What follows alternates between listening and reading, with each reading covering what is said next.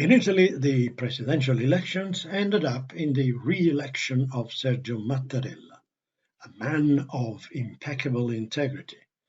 This will allow Mr. Draghi, a leader of equal integrity, to remain at the helm of the Italian government as Prime Minister, thus assuring a period of relative political stability. While intensification of Russian military maneuvers around Ukraine is being reported, diplomatic means are being explored to solve the increasingly dangerous stalemate situation. In the meantime, USA President Biden has promised 8,000 troops to be deployed in aid of NATO in the event of a military confrontation. Secretary of State Blinken will meet his Russian counterpart Lavrov. The British Prime Minister Johnson has paid a visit to the President of Ukraine and telephoned Putin, while pressure from some EU countries is mounting to dissuade Putin from his intent.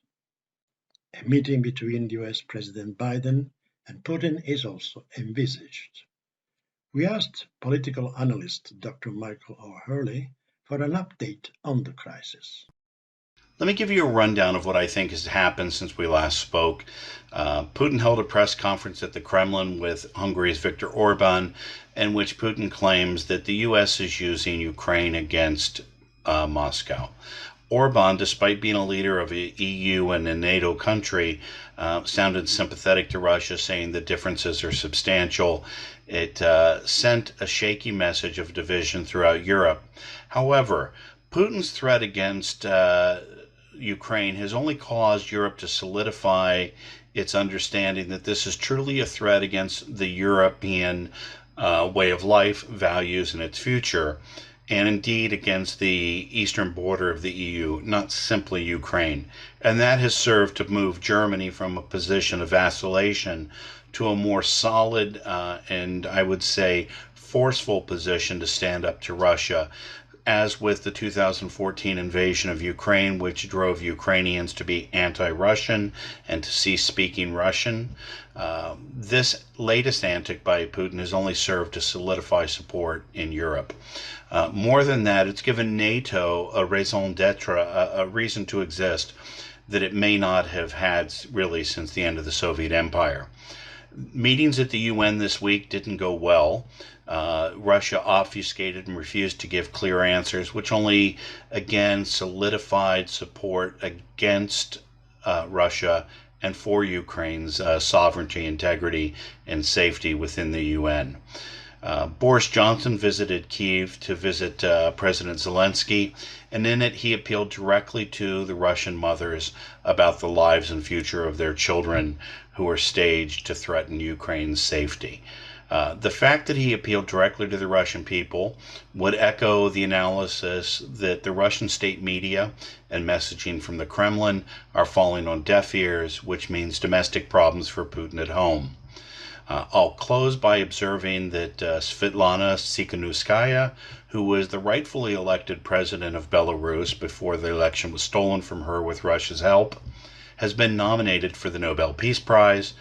It's an issue that will smart with Putin, who is continuing to make himself an almost permanent pariah in the international community. A few hundred British troops and armaments have been sent to the area by order of PM Boris Johnson, who has been extraordinarily active in getting involved in the Ukrainian affair. A move which has been suspected by many observers as a distraction from the severe domestic pressure he is under due to alleged parties inside Downing Street and Whitehall during lockdown, in which he allegedly participated. While the whole affair is being investigated by Scotland Yard, a report on the matter by British civil servant Sue Gray has been released. Without digging deep into details, the report confirms that there were failures of leadership and judgment in staging celebrative gatherings in Downing Street in breach of lockdown rules.